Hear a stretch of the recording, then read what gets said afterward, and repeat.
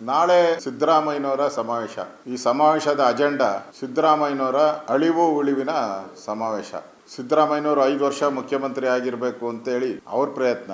ಡಿ.ಕೆ. ಶಿವಕುಮಾರ್ ಅವರು ಒಪ್ಪಂದದ ಪ್ರಕಾರ 2.5 ವರ್ಷಕ್ಕೆ ನನಗೆ ಅವಕಾಶ ಕೊಡಬೇಕು ಅಂತ ಅವ್ರ ಪ್ರಯತ್ನ. ಈಗಾಗಲೇ ಇದು ದೆಹಲಿ ಮಟ್ಟದವರೆಗೂ ಹೋಗಿ ಸುರ್ಜೇವಾಲಾನು ಕೂಡ ಕರ್ನಾಟಕಕ್ಕೆ ಬಂದು MLAಗಳಿಗೆಲ್ಲರಿಗೂ ತಾಕೀತು ಮಾಡಿದ್ದಾರೆ. ಯಾರು ಮುಖ್ಯಮಂತ್ರಿ ಆಗ್ತಾರೋ ಗೊತ್ತಿಲ್ಲ, ಆದರೆ ನೀವೆಲ್ಲರೂ ಕಾಂಗ್ರೆಸ್ ಪಾರ್ಟಿ ಪರವಾಗಿರಬೇಕು, ಯಾವುದೇ ವ್ಯಕ್ತಿ ಪರವಾಗಿರಬಾರ್ದು ಅಂತೇಳಿ ಸಿದ್ದರಾಮಯ್ಯನವರು ಒಂದು ರೀತಿ ಕಳೆದ ಎರಡು ವರ್ಷ ಸರ್ಕಾರದಲ್ಲಿ ಅವ್ರು ಮುಖ್ಯಮಂತ್ರಿ ಅಂತ ಒಂದಿನೂ ನೆಮ್ಮದಿಯಾಗಿ ಸರ್ಕಾರ ಮಾಡಲೇ ಇಲ್ಲ. ಒಂದು ದಿನನೂ ಕೂಡ, ಪ್ರಾರಂಭದಿಂದನೂ ಕೂಡ ಮುಖ್ಯಮಂತ್ರಿ ಬದಲಾಗ್ತಾರೆ.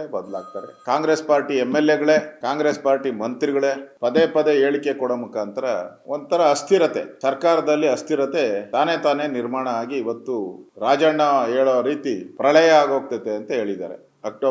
ನವೆಂಬರ್ ಅಲ್ಲಿ ಮಂತ್ರಿ ರಾಜಣ್ಣ ಅವರು ಪ್ರಳಯದ ಸಂಕೇತವನ್ನ ಕೊಟ್ಟಿದ್ದಾರೆ. ಈ ಸಮಾವೇಶ ನನಗೆ, ರಾಜ್ಯದ ಜನತೆಗೆ ಇದರಿಂದ ಏನು ಉಪಯೋಗ, ಇದರಿಂದ ಏನಕ್ಕೋಸ್ಕರ ಇವತ್ತು ಈ ಸಮಾವೇಶವನ್ನ ಮಾಡ್ತಾ ಇದ್ದೀರಾ? ವಾಲ್ಮೀಕಿ ನಿಗಮದಲ್ಲಿ 187 ಕೋಟಿ ದುಡ್ಡು ತಿಂದ್ರಿ ಅಂತ ಸಮಾವೇಶ ಮಾಡ್ತಾ ಇದ್ದೀರಾ. ಸುಮಾರು 2,500 ರೈತರು ಆತ್ಮಹತ್ಯೆ, ಸಾಲದ ಬಾಧೆಯಿಂದ ಆತ್ಮಹತ್ಯೆ ಮಾಡ್ಕೊಂಡು ಸತ್ತಿದ್ದಾರೆ. ಅವರ ಹೆಣಗಳ ಮೇಲೆ ಸಮಾವೇಶ ಮಾಡ್ತಾ ಇದ್ದೀರಾ.